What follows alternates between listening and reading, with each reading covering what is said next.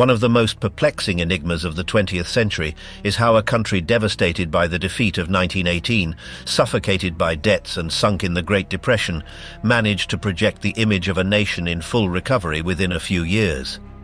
Germany, which in 1932 had more than 6 million unemployed and finances on the brink of collapse, rapidly transformed into a country of apparent economic boom and ironclad social discipline. The so-called German economic miracle was not the result of genuine prosperity, but of a calculated strategy from those in power. Public employment programs and highways symbolized modernization, but primarily served military and propagandistic purposes. The reorganization of the financial system, control of foreign trade, and alliances with major companies like IG Farben, Krupp or Messerschmitt consolidated a model of directed economy, in which private profits depended directly on aligning with the state's priorities. Over time, rearmament absorbed the bulk of the budget, and after the outbreak of war, the supposed prosperity revealed its fragility. Although industry continued to grow, real wages remained frozen, and the Reich remained critically dependent on imports of food, oil and rubber. Added to this was the massive use of forced labor. Millions of prisoners and civilians from occupied territories brutally sustained much of the economic effort. This documentary reveals not only the true objective of that supposed miracle, but also how it was orchestrated and sustained until it became the prelude to Europe's greatest war machine. Hitler's voice and the seduction of a desperate people. On the 1st of February 1933, just 2 days after becoming Chancellor, Adolf Hitler addressed the German nation for the first time. His voice, amplified by radio waves, reached homes mired in the despair of the most devastating economic crisis the country had ever known. In those radio broadcasts, promises flowed with a hypnotic cadence: to transform Germany in 4 years, rescue the peasantry from misery, restore work to millions of unemployed workers, and reorganize the state's administration, all wrapped in the promise of monetary stability that had eluded the Weimar Republic. But behind those carefully calculated words lay a very different reality. In private meetings with the military high command, Hitler revealed his true priority. Domestic policy was to serve a single goal: preparing the ground for rearmament. The defeat of 1918 remained an open wound in his thinking, and he conceived economic recovery not as an end in itself, but as a means to return Germany to the international stage, even through armed confrontation. The first weeks of government were marked by the urgency to consolidate power. The March elections did not grant the Nazis the absolute majority they hoped for, but the subsequent passage of the Enabling Act opened the door to governing by decree. With that legal framework and the systematic use of violence against opponents, the new regime could advance its economic agenda without parliamentary obstacles. Funds inherited from the previous cabinet served as an immediate foundation for the first measures. Part was allocated to infrastructure and agriculture, another directly to the military, though this latter portion was carefully concealed in official figures. From May 1933, with Hjalmar Schacht back at the helm of the Reichsbank, the so-called Reinhardt program was launched, a policy of credits aimed at construction projects and rural settlements. The strategy sought to reduce massive unemployment through public employment while reserving significant resources for works of military value. One of the most visible symbols of this new era was the start of the highway network's construction, led by Fritz Todt. Presented as a driver of employment and modernization, these roads had a limited impact on reducing unemployment. Their primary purpose was strategic: to create an infrastructure that, when the time came, would facilitate the rapid movement of troops across the national territory. The workers laboring on these projects could not imagine they were building the arteries of a future war machine. By the autumn of 1933, unemployment figures had begun to decline, though unevenly across different regions of the country. The regime took great care in staging these achievements, organizing grandiose ceremonies, massive rallies, and media campaigns that portrayed a country in constant motion. The message was unequivocal: Germany was definitively leaving behind the crisis that had plagued the nation since the end of the Great War. In towns like Northeim, in Lower Saxony, the so-called battle for work truly began in the autumn of 1933. The new Nazi mayor, Ernst German, pressured local entrepreneurs to hire more staff, and shortly afterward, municipal authorities launched an ambitious public works plan. Housing was built to alleviate urban overcrowding, historic buildings were restored, and even an open-air theatre was established in a nearby forest, presented as a sacred space of Germanic tradition. Behind this facade of archaic symbols lay a pragmatic purpose, to boost local tourism and link urban modernization with the ideology of the new regime. In various regions of the country, local governments demanded more resources, encouraged by the official discourse that promised an unprecedented transformation. Hamburg, still suffering from unemployment rates above the national average, developed grandiose projects requiring millions of marks. Such aspirations aligned perfectly with the message Hitler conveyed to party leaders. The fight against unemployment was to unfold in several successive phases. The initial measures had managed to contain the crisis. The Reinhardt program represented a second push, and the next stage, planned for 1934, was to reinforce what had been achieved, though no longer with the same emphasis on civilian employment, but rather oriented toward a much broader and more dangerous goal: systematic rearmament.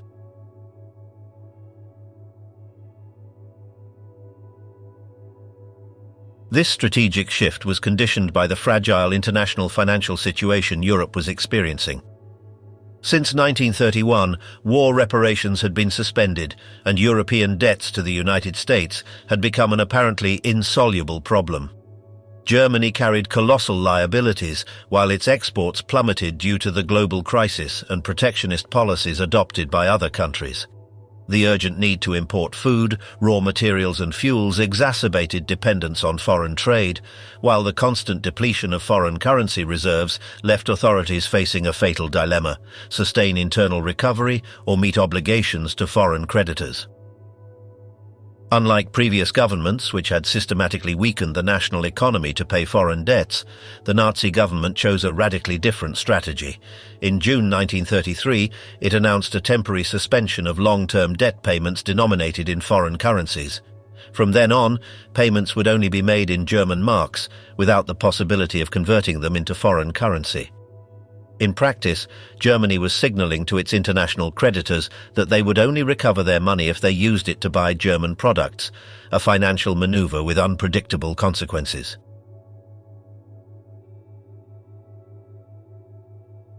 The decision coincided with an even more significant secret agreement, a military spending plan of unprecedented scale in European history. Beyond the visible projects in cities and highways, the regime's economic direction was heading toward a structural transformation that combined social recovery with systematic war preparation. The shift toward rearmament was not limited to internal plans. By late 1933, the government decided to increase financial pressure on foreign creditors. Following the partial summer moratorium, which still required paying half of the owed amount, Schacht reduced cash payments to 30% in December.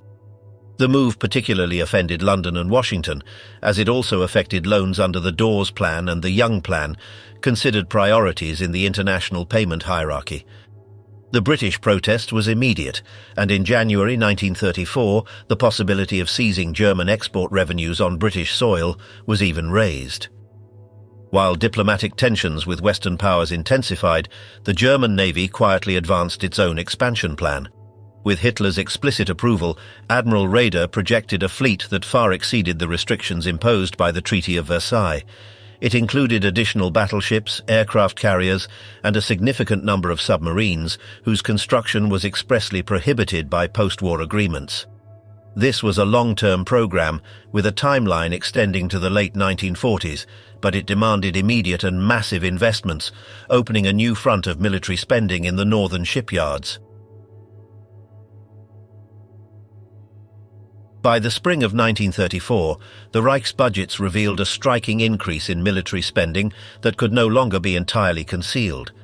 France, alarmed by these figures, abandoned bilateral talks on arms limitation. However, Berlin systematically denied any violation of international agreements, presenting the figures as mere renewals of existing military equipment. In parallel, the propaganda machine prepared a grand display for March 1934, when the second wave of the battle for work was theatrically staged. The event, broadcast by radio to the entire nation, showed Hitler visiting a highway section near Munich and addressing 1,000 uniformed workers with his characteristic oratory. The day was organized with meticulous ceremonial precision and reinforced the carefully cultivated impression of a state moving unitedly toward definitive recovery. But behind this meticulously constructed public image, funds for new civilian projects had been frozen since December 1933. From then on, the regime's economic effort increasingly focused on the military sphere, though wrapped in a constant narrative of shared prosperity aimed at maintaining the population's unwavering confidence.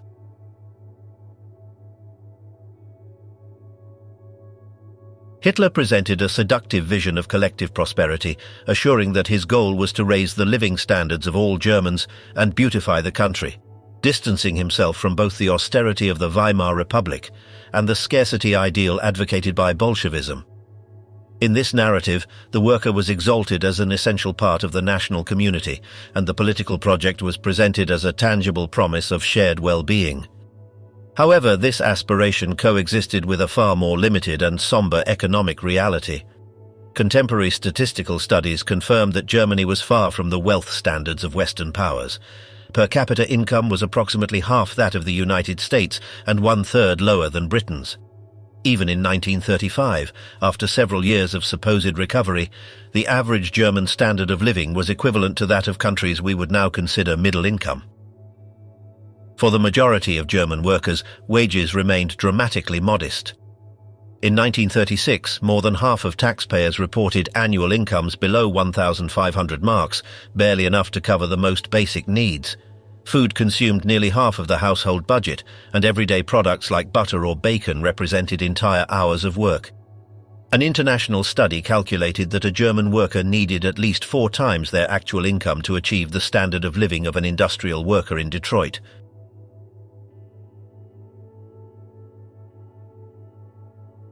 Faced with this reality of systematic deprivation, the regime developed a strategy of people's products to project an image of accessible modernity. The first experiment was the people's radio receiver. In 1933, only a quarter of German households had a radio, which dramatically limited the reach of official messages. To address this, the Ministry of Propaganda agreed with manufacturers to mass-produce a standardized model, named Volksempfänger 301, in direct reference to the date of Hitler's rise to power. Its price was considerably lower than that of conventional radios, and affordable installment plans were offered to the working class to facilitate purchases. With this device, carefully designed to pick up only German frequencies, the regime's voice entered millions of homes, transforming radio into one of the most dynamic industries of the decade.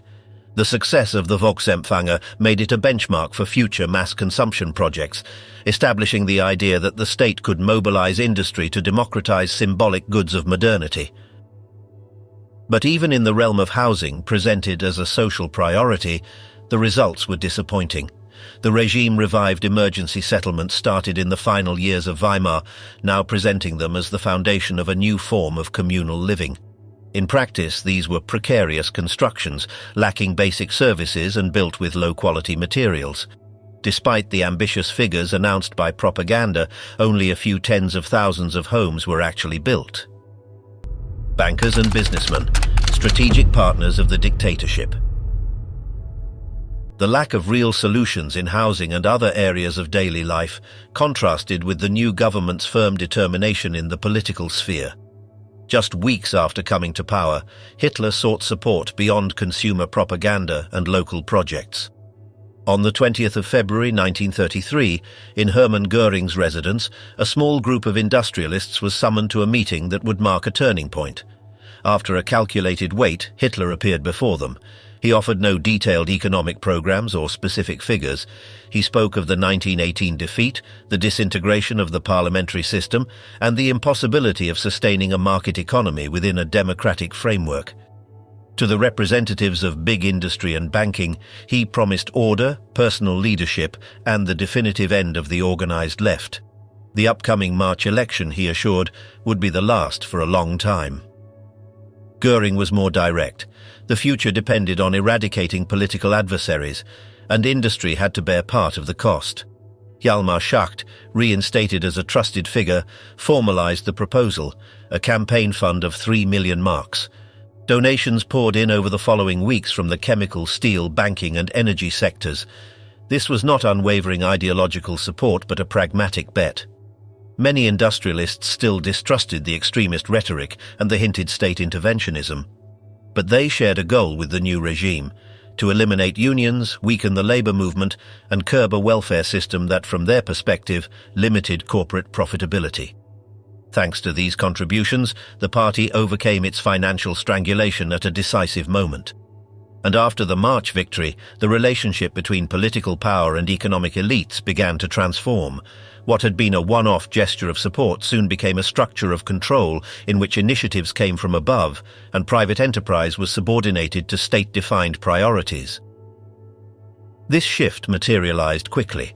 Germany remained trapped in the international financial crisis and a shortage of foreign currency, which restricted the purchase of food and raw materials abroad.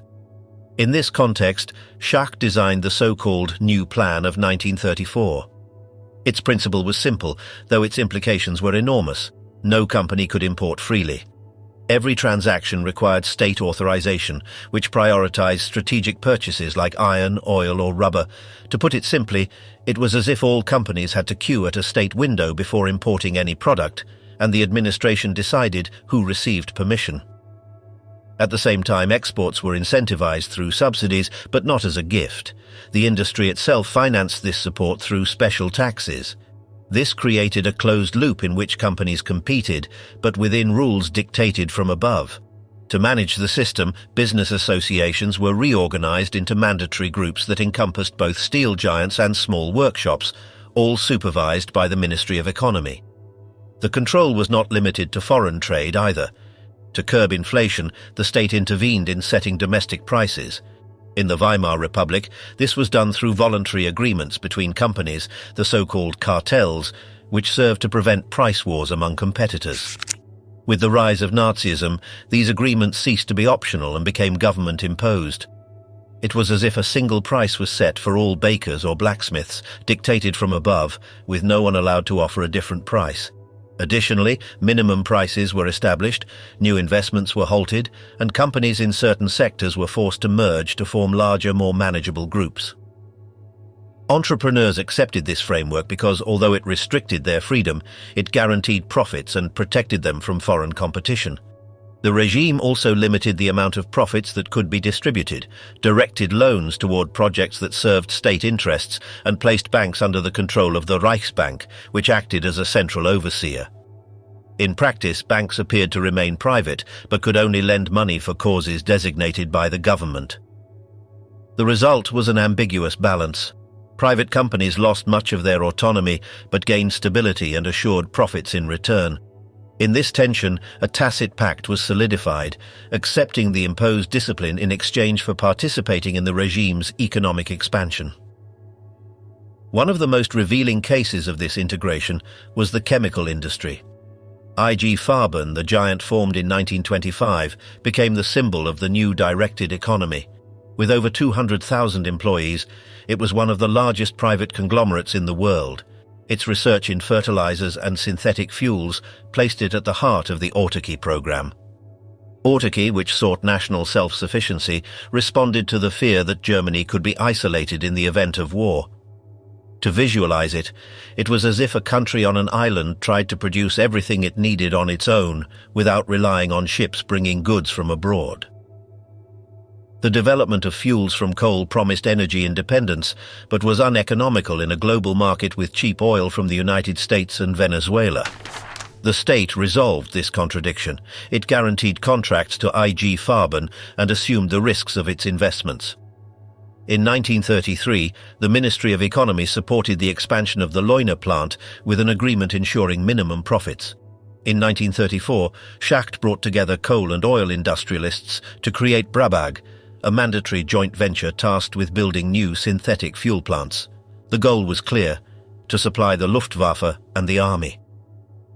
If the chemical industry offered solutions to reduce energy dependence, the steel industry became the other pillar of rearmament.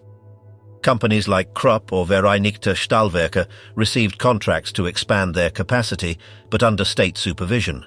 The regime subsidized the exploitation of domestic minerals, even of inferior quality, to reduce imports. Immediate profitability did not matter. The essential goal was to secure the supply of steel, indispensable for manufacturing weapons, ships, and military vehicles. From steel to aviation was just one step. No sector grew as rapidly as aeronautics. In 1933, a significant industry barely existed. 10 years later, it produced tens of thousands of aircraft and employed hundreds of thousands of people. The starting point was the expropriation of Hugo Junkers, forced to cede his company to the Reich. From then on, the Ministry of Aviation, under Goering and Milch, directly controlled the sector. Under this oversight, companies like Messerschmitt, Heinkel and Focke-Wulf grew meteorically. Daimler-Benz and BMW found aircraft engines a more profitable business than automotive manufacturing. Siemens, Bosch and Telefunken integrated into the supply chain. The state guaranteed contracts and eliminated risks. It was as if all aircraft construction companies worked with assured orders, without worrying about selling to the civilian market.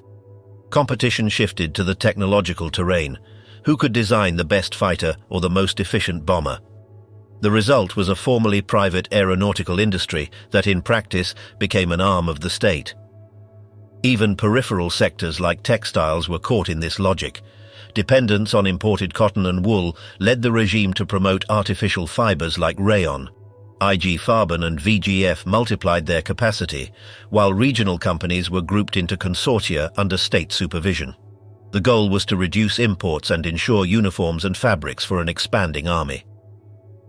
If the integration was nearly complete in sectors from chemicals and steel to aviation and textiles, foreign capital introduced an additional nuance. Subsidiaries of Standard Oil, General Motors, Ford or ITT continued operating in Germany and in many cases reaped significant profits. Although exchange controls limited dividend repatriation, these companies chose to reinvest locally. It was a paradox. To recover their profits, they had to build new plants, expand assembly lines, or partner with local firms, thereby strengthening the Reich's productive infrastructure. The case of General Motors with Opel is illustrative. The American subsidiary, acquired before the crisis, became one of Germany's largest vehicle manufacturers and actively participated in the motorization tied to rearmament. Ford, meanwhile, maintained significant operations in Cologne. ITT, through its control over the German company Lorenz, contributed to the expansion of communication systems. Standard Oil collaborated in transferring techniques for synthetic fuels, though its operations were more closely monitored. For these companies, the German market was risky but too lucrative to abandon. From this confluence of interests, state planning, local business collaboration and foreign investment, emerged what some historians consider the true economic miracle of the Third Reich: spectacular growth, oriented from its foundations toward war preparation. The calm before the storm, Hitler accelerates the inevitable war. By the mid-1930s, the fruits of the pact between the regime and entrepreneurs seemed evident. Production was expanding, private industry received guaranteed contracts, and the state ensured stability. For many foreign observers, Germany projected an image of internal order and economic dynamism. The Berlin Olympics in 1936 and the German pavilion at the Paris Universal Exposition in 1937 reinforced this perception. Repression was less visible. Concentration camps temporarily held fewer prisoners, and the most strident anti-Semitism was toned down in public spaces. Against this backdrop of apparent normalcy, international excesses seemed to lie elsewhere: Italy's conquest of Ethiopia, Stalin's purges, or Japan's aggression in China. However, beneath the surface, a profound transformation was brewing. Hitler and his inner circle had no intention of stabilizing what had been achieved, but were preparing Germany for future expansion. The victory of the Popular Front in France and the Spanish Civil War fueled the conviction that confrontation with communism, conceived in the conspiratorial rhetoric of international Judaism, was inevitable. According to this logic, any understanding with London or Washington was worthless. The priority was to accelerate rearmament. The figures showed the scale of this shift. Between 1935 and 1938, nearly half of economic growth depended directly on military spending. and when projects for self-sufficiency in raw materials were included, the proportion reached 2/3. Private consumption, which in 1935 still accounted for the bulk of economic activity, became secondary. By 1938, 4/5 of state resources were allocated to the Army and Air Force. Germany was moving toward a war economy even before the conflict erupted. The international context favored this dynamic. Italy's invasion of Ethiopia, Germany's intervention in Spain, and Japan's offensive in Asia multiplied points of tension. In 1936, the anti-Comintern Pact sealed the alliance with Japan, consolidating the Berlin-Tokyo axis. While Britain, France, and the United States hoped to curb escalation through negotiations, Hitler saw the future as inseparable from war. What appeared to be national recovery was in reality a silent preparation for confrontation. Hjalmar Schacht's initial economic plan, designed in 1933, envisioned gradual rearmament over 8 years. It was quickly overtaken. What began as a defensive scheme evolved into an offensive program. In 1935, Hitler announced the creation of 36 permanent divisions, while the Luftwaffe doubled its squadrons and received new combat models. The General Staff under Ludwig Beck demanded readiness for aggressive action. Rearmament became a race against time, not a financial calculation. The impact was immediate. The 1936 military budget exceeded projections from 1933, and demand for steel, rubber, and oil doubled in a year. Hundreds of thousands of jobs depended on the military sector, with no civilian equivalent. Defense Minister Werner von Blomberg ordered his forces to ignore budgetary constraints, reducing Schacht to a secondary role. Reserves were at a minimum.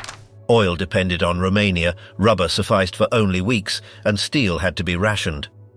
The remilitarization of the Rhineland in March 1936 bolstered Hitler's confidence and allowed him to tighten control over the economy. On the 4th of April, he appointed Hermann Göring as Commissioner for Raw Materials and Foreign Exchange, sidelining Schacht from key decisions. Göring, determined to prioritize rearmament without regard for financial constraints, ushered in a phase where Germany's economy moved even further toward a war logic. The structural contradiction soon surfaced. A memorandum from General Friedrich Fromm warned that the rearmament effort needed to be used soon, or it would become unsustainable. Keeping factories idle would generate unemployment, while keeping them active required unaffordable spending. In other words, the strategy inevitably led to war in the near term. Meanwhile, the foreign exchange crisis worsened. The Reich had only 88 million in reserves, insufficient to cover strategic imports. Göring ordered the confiscation of foreign currency and precious metal assets, an operation carried out by the SS. Schacht opposed this, fearing it would destroy the currency's credibility, but the measure provided immediate relief. Criticism emerged from other quarters. Karl Goerdeler, former mayor of Leipzig, proposed devaluing the currency, liberalizing controls, and seeking agreements with Britain and the United States. He even suggested moderating some domestic policies to improve the international image. His warnings were dismissed as defeatist. That summer, Hitler drafted a decisive memorandum. Germany had to achieve self-sufficiency in raw materials and be ready for war within 4 years. Economic balance was subordinated to military preparation. Thus, the 4-year plan was born, transforming the entire economy into a cog in the war machine. The document's tone was unequivocal. Concealing assets was tantamount to sabotage and could be punishable by death. On the 9th of September 1936, Hitler publicly announced the 4-year plan at the Nuremberg Congress, presenting it as a guarantee of prosperity and employment. In reality, it meant turning Germany into a war economy within a set time frame. Schacht attempted to promote monetary agreements with London and Paris, but his initiative was blocked. In October, Göring was given formal control of the plan, with authority over nearly all economic policy. Priorities were set: synthetic fuels and rubber, reducing dependence on foreign iron, and state control of investment. At the beginning of 1937, Germany faced an immediate challenge: stabilizing the balance of payments. The strategy was clear: boost exports, which grew from 330 million Reichsmarks monthly in 1935 to over 500 by the summer of 1937. The success was visible, but beneath the surface, serious tensions persisted. Steel was insufficient to meet civilian, military and export demands simultaneously, and foreign exchange reserves remained inadequate. To address this scarcity, the regime decided to exploit low-quality ore deposits in Salzgitter. Ruhr industrialists preferred importing higher-purity foreign ore, but Göring pushed for self-sufficiency as a matter of national security. Thus, in 1937, a plan was approved to increase steel-making capacity to 24 million tons using domestic ore. What seemed a technical issue soon became a political dispute. Göring founded the Reichswerke Hermann Göring, a state consortium to control mines and build a major steel-making complex. The Reichswerke shifted the balance within German industry. Some entrepreneurs saw it as a costly overreach, others as a strategic opportunity in an increasingly volatile Europe. Schacht's resignation from the Ministry of Economy at the end of 1937 cleared the way for direct control of the four-year plan. The shift was irreversible. The economy abandoned market mechanisms for centralized planning. Private industry still profited, but it no longer set the course. Everything was subordinated to one directive: prepare the Reich for war. This effort faced its test in the spring of 1940. On the 10th of May, the offensive that transformed the war began. While British and French forces were drawn to Belgium and the Netherlands, 7 armoured divisions broke through the Ardennes, terrain considered unsuitable for tanks. Within days, they crossed the Meuse River at Sedan, and by the 20th of May, they reached the English Channel, encircling over 1 million Allied soldiers. The Dunkirk evacuation saved part of the British Army, but France was defeated in just 6 weeks. The triumph reinforced the Nazi conviction that they had found a way to overcome the limitations of the Great War. It was not about technical superiority, French tanks were heavier, but about surprise, speed and concentrated forces backed by an industry accelerated since 1939. Within months, modern tank production tripled, and hundreds of Czech armoured vehicles were added. However, the offensive depleted reserves, the Luftwaffe lost hundreds of aircraft, and logistics teetered on the brink of collapse. Despite these weaknesses, the economic consequences were immediate. France was reduced to a secondary power, while Belgium, the Netherlands and Luxembourg fell under German control. The occupation secured iron, copper, fuels, and an extensive railway network that bolstered logistics. Additionally, a pact with Romania guaranteed oil. In a few weeks, the Reich appeared to have achieved unprecedented continental hegemony. This dominance sparked a debate in Berlin about organizing the new economic order. Ministries and agencies discussed how to integrate conquered territories into a system capable of rivaling the United States and Great Britain. To cement it, the Reichsmark was imposed as the reference currency, and in August 1940, a multilateral compensation system was established. Through it, Germany could import without immediate payment. Exporters in occupied countries were paid by their own central banks, while debts accumulated in Berlin. By the war's end, these debts totaled nearly 30 billion Reichsmarks, equivalent to over 120 billion euros in current value. The plunder was not limited to currency. Conglomerates like IG Farben or Reichswerke expanded into key sectors: chemicals, steel-making, mining, especially in Alsace and Lorraine. Some multinationals escaped control by relocating headquarters abroad, and in Belgium companies like Arbed retained some autonomy. France, however, was forced to pay 20 million Reichsmarks daily as occupation costs, far exceeding the actual expenses of the troops. Beneath the administrative facade lay a system of systematic exploitation that funded the war machine. Yet this apparent abundance hid growing problems. Coal, the backbone of heavy industry, became a critical bottleneck.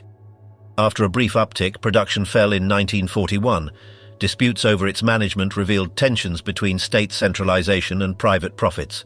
The reorganization around the Reichsvereinigung Kohle failed to halt the decline, and the Ruhr lost millions of tons in a few months. The root of the problem was structural. Mining still relied on manual labor, and many skilled workers had been conscripted. To compensate, work hours were extended and forced labor was used. Prisoners of war and foreign workers, especially Poles and French. Malnourished and exhausted, their productivity was low. Human wear and malnutrition became a general brake on the economy. The coal crisis was compounded by a food crisis. The British blockade disrupted vital imports of grain and fodder, devastating harvests in France, the Netherlands, and Denmark. In France, 1940s cereal production was less than half that of 1938. In the Netherlands and Denmark, livestock farmers reduced herds to save feed. Even in Germany, reserves stockpiled in the 30s began to dwindle. Rationing tried to contain unrest, but disparities were stark. While the Reich's diet remained acceptable, in Belgium or France, it barely reached 1,300 calories daily. The black market expanded, and silent protest revealed the social fragility of the new order. Fuel completed this critical picture. Germany produced synthetic gasoline, but at great cost and in insufficient quantities. The occupation of new countries added consumers without reducing dependence on Romanian oil. Italy, the main ally in the Mediterranean, relied entirely on German supplies to maintain its navy. The promise of a self-sufficient continent under Nazi control was rapidly crumbling. Thus, at the beginning of 1941, military euphoria contrasted with economic precariousness. Occupied Europe did not transform into the promised Lebensraum, but into a collection of weakened economies subjected to blockade and plunder. Germany could extract resources, but could not build a stable and self-sufficient system. Its dependence on Soviet supplies of grain, oil, and minerals was more evident than ever. That vulnerability would shape Hitler's strategic decisions in the months that followed. General Plan Ost, redrawing Europe with blood and steel. By the end of 1940, Germany appeared to have achieved uncontested dominance over the European continent. France had been defeated in a matter of weeks. Most of Central Europe was under its control, and the Reich's armies occupied territories from the Atlantic to the Black Sea. However, beneath the appearance of invincibility lay structural fragilities that would soon become apparent. The German economy, despite its advances, relied increasingly on imports from the Soviet Union, grains, fuels, and raw materials without which the war effort could hardly be sustained. This dependence was uncomfortable for Hitler and his inner circle, as the Reich's survival seemed tied to cooperation with the very state that, in their view, represented the ultimate ideological enemy, Bolshevism. From this arose the conviction that the only way forward was an offensive to the east. The idea was not limited to securing immediate resources, but aimed to fulfill a project Hitler had outlined since the 1920s, conquering living space in Soviet territories and turning them into the material foundation of the future German Empire. The planned operation, later known as Barbarossa, was conceived from the outset not only as a military campaign, but as a war of conquest, colonization, and extermination. Hitler's strategic reasoning combined urgency with ambition. By late 1940, the United States' entry into the arms race was already a tangible reality. Though still neutral, Washington was ramping up its military production at a dizzying pace and beginning to supply materials to Great Britain. Germany, with a less diversified economy and under blockade, knew that time was against it. To prevent the global balance from tipping irreversibly toward the Western Allies, the Reich had to act immediately. Confident in the supposed superiority of the Wehrmacht, Hitler decided to attack the largest adversary in terms of territory, but one he considered vulnerable in cohesion: the Soviet Union. A swift victory promised not only to defeat an ideological enemy, but also to secure access to grains, oil, and minerals, resources without which the war would become unsustainable. But the project was not merely military. From the early months of the war, the Reich's planning offices had linked the invasion to a racial and territorial redesign of Europe. The experience in Poland had served as a laboratory: expulsion of populations, settlement of German colonists, and confinement of Jews in ghettos. Though those experiments were chaotic, they reinforced the idea that the East offered an unprecedented stage for applying such policies on a much larger scale. The plan explicitly included the elimination of millions of people. Herbert Backer's agricultural planning foresaw that the Soviet urban population would be deprived of food to ensure German supplies. This hunger plan estimated that between 20 and 30 million inhabitants would die of starvation. Additionally, military orders mandated the summary execution of political commissars and Soviet officials. Thus, military strategy and racial ideology merged into a single logic. The war in the East was not only against an enemy army, but against entire peoples deemed expendable.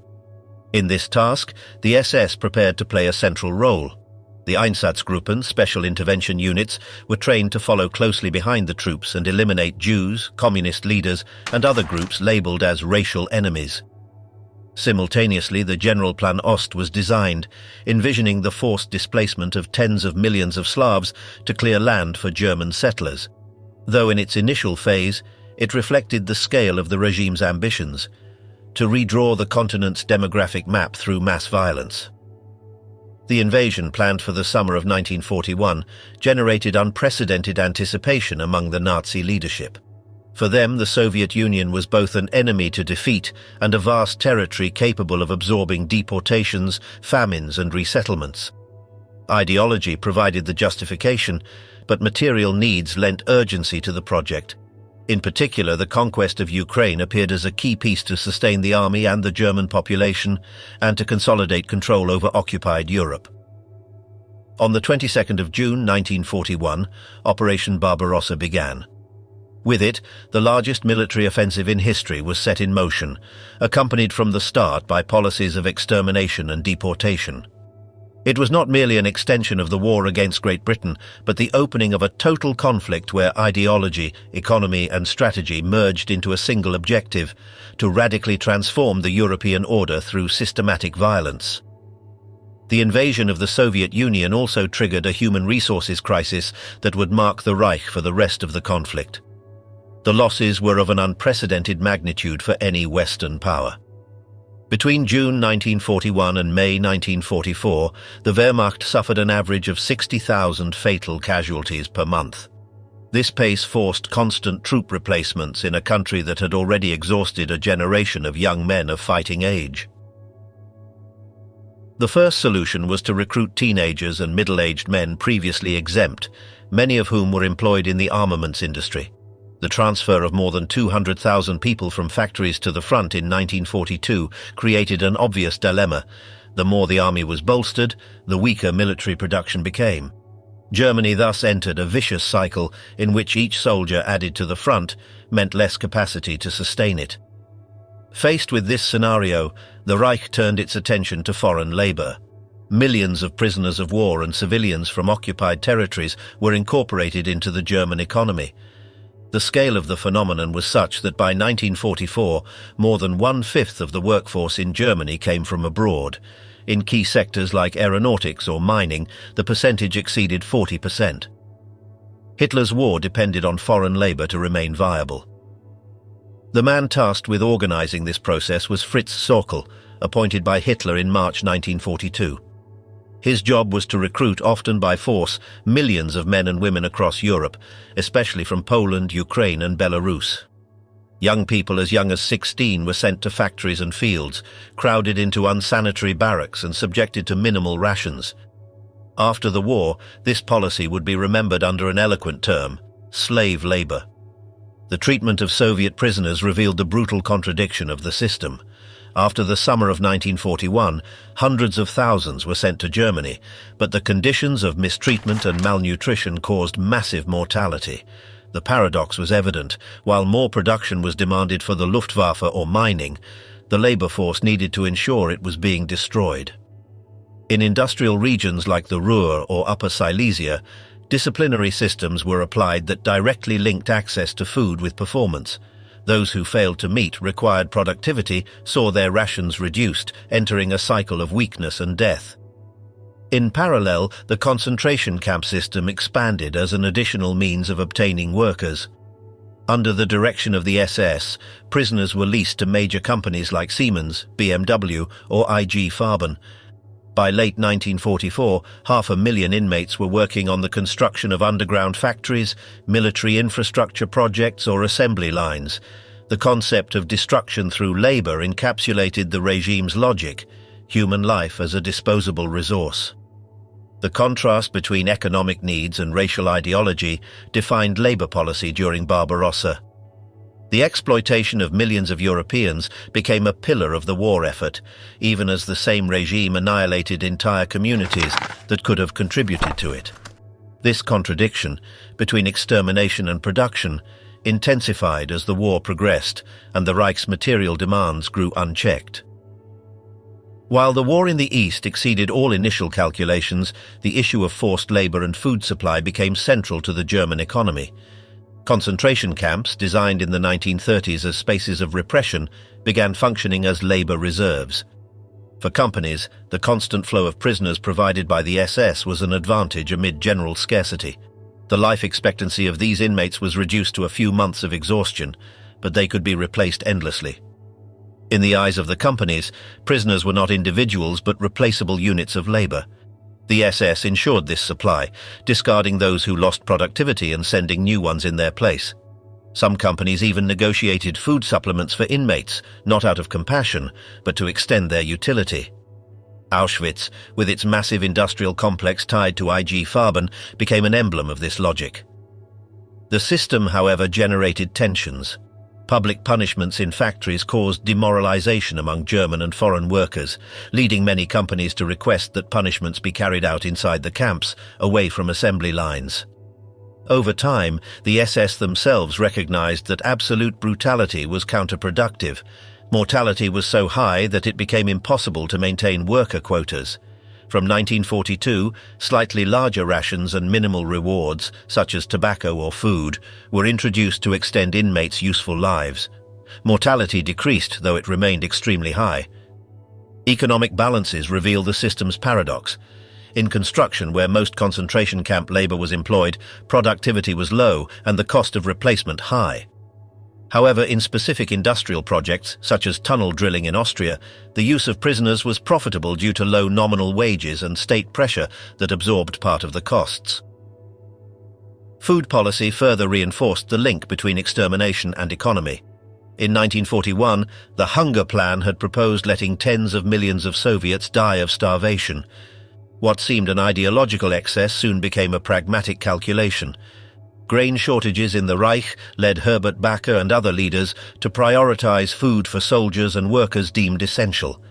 The conclusion was brutal: better to concentrate rations on a small group and let the rest die. The mirage of the air miracle, Speer and the Reich's last bet.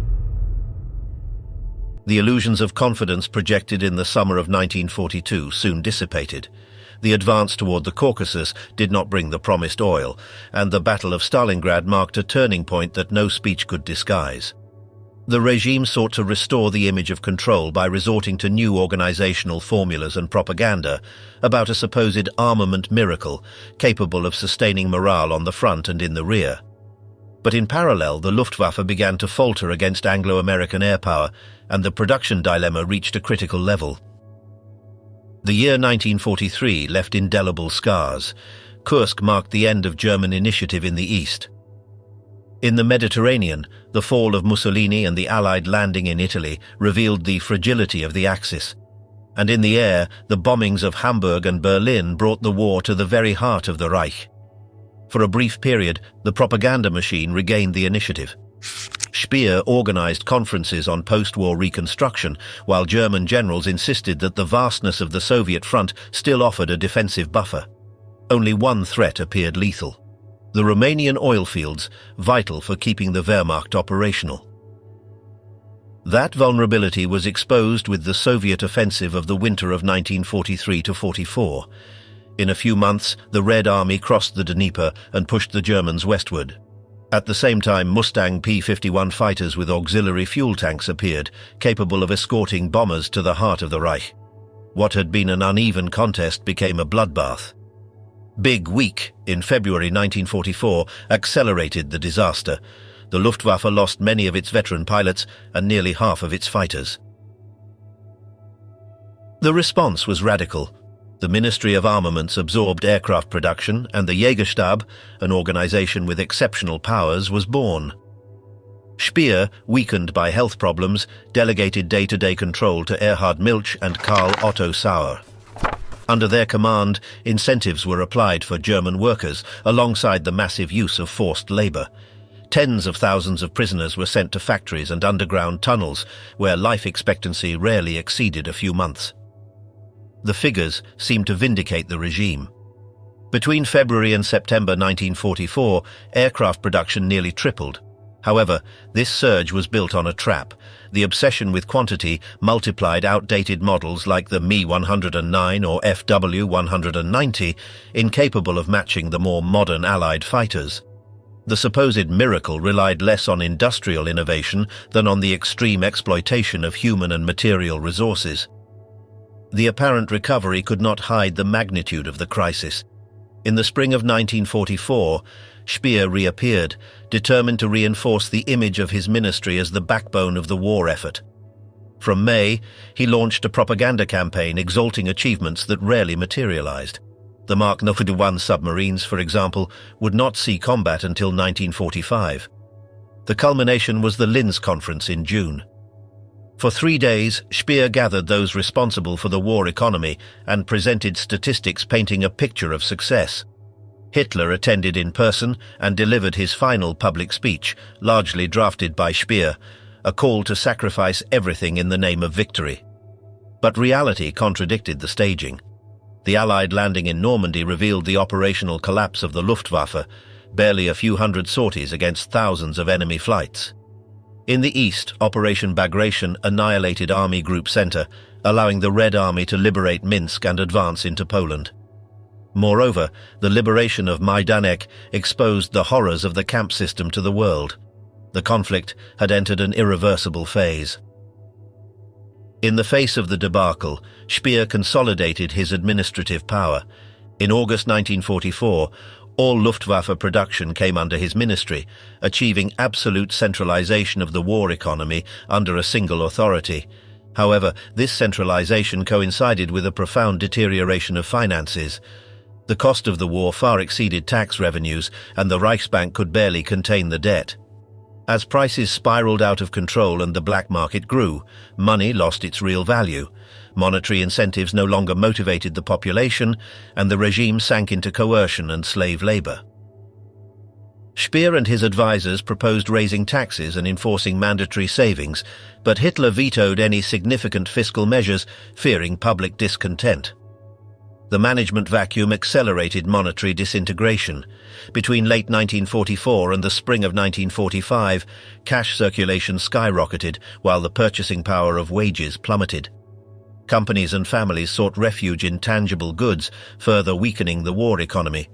The myth of the armament miracle survived in speeches, but the Reich's financial structure was crumbling. By the autumn of 1944, defeat was already foreseeable. What was debated in Berlin was whether the collapse would come first on the military front or through economic breakdown. The loss of Ukraine and the Romanian oil fields reduced the horizon of resistance to months. Speer relied on reserves, but the aerial devastation overwhelmed any calculations. After Normandy, the British and Americans deployed more than 5,000 bombers capable of dropping 20,000 tons in a single operation. Between June and October 1944, they dropped 500,000 tons on Germany, more than in all previous years combined. The final blow came with the attacks on communications, canals, bridges and railway junctions. By January 1945, steel production in the Ruhr had fallen by 2/3 compared to the previous year. Major factories like Opel or BMW were shutting down due to a lack of fuel. Even the Rhine, once covered with industrial waste, appeared clean. The chimneys no longer smoked. Nevertheless, propaganda continued to appeal to resistance, and Hitler launched the Ardennes offensive as a last attempt to reverse the tide. It was a brief and costly effort that merely delayed the inevitable. In those final weeks, the ministry's priorities were no longer strategic, but focused on mere survival. Speer sought to control transportation and minimal supplies while trying to save what little remained of German infrastructure. The war was entering its terminal phase, but the regime clung to prolonging the agony at any cost. The miracle had always been a mirage. What remained was an exhausted Reich without oil, without steel, and without a future. By late April 1945, the war in Europe was nearing its end. On the 25th of that month, in Strela, American and Soviet troops sealed their meeting on the banks of the Elbe. The scene was emblematic, though the terrain revealed the brutality of the conflict: remnants of a refugee convoy and bodies mangled by the demolition of an improvised bridge. To prevent that moment from being associated with horror, the official photograph was taken the following day in Torgau, where the image of a handshake symbolized the end of the Reich and the beginning of a new world order. That gesture carried profound economic and political implications. The union of Americans and Soviets in the heart of Europe confirmed that the two emerging powers of the 20th century had assumed the role of arbiters of the continent's fate. Germany's devastation could not be understood without the parallel rise of the United States as an industrial and financial force and the transformation of Tsarist Russia into a state capable of mobilizing resources on an unprecedented scale under Bolshevik command. In Torgau, not only was the military defeat of the Third Reich sealed, but the shift of the world's center of gravity toward Washington and Moscow was also confirmed. Hitler always interpreted events through the lens of his ideology. In his final months, he blamed Roosevelt, whom he described as an instrument of an alleged global Jewish conspiracy, for thwarting his project of continental dominance. However, in 1933, the situation was very different. The collapse of the American financial system and the decision to abandon the gold standard had weakened Washington's influence in Europe, facilitating the consolidation of the Nazi regime. That historical coincidence proved decisive. Hitler's rise occurred precisely when the power that could have curbed his ambitions was temporarily retreating from the international stage. Already in his writings from the late 1920s, Hitler had clearly outlined the challenge posed by American strength. In his view, Germany had to respond by creating its own living space to counterbalance the potential of a continent like North America.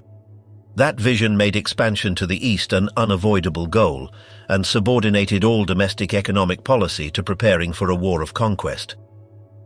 The accelerated remilitarization and the redirection of resources toward the armaments industry were therefore structural features of the regime from its earliest years in power. The effectiveness of this mobilization was not solely due to state coercion. The crisis of the Great Depression had weakened business elites who accepted the new government's intervention without significant resistance. Industrial profits, authoritarian order, and tactical alliances between the state and companies facilitated a collaboration that turned the Third Reich into an efficient system for converting civilian wealth into military capacity. When the Allied armies met at the Elbe, that project had reached its limit. Germany had managed to mobilize resources at an unprecedented level for a capitalist state in peacetime, but confronting powers with superior economic scale proved unsustainable. What had begun as an experiment in accelerated militarization now culminated in the total ruin of the country. The so-called German economic miracle was less a genuine resurgence than a machine geared toward rearmament. From the initial employment programs to the total war economy, the apparent prosperity was sustained by debt, coercion, plunder, and forced labor.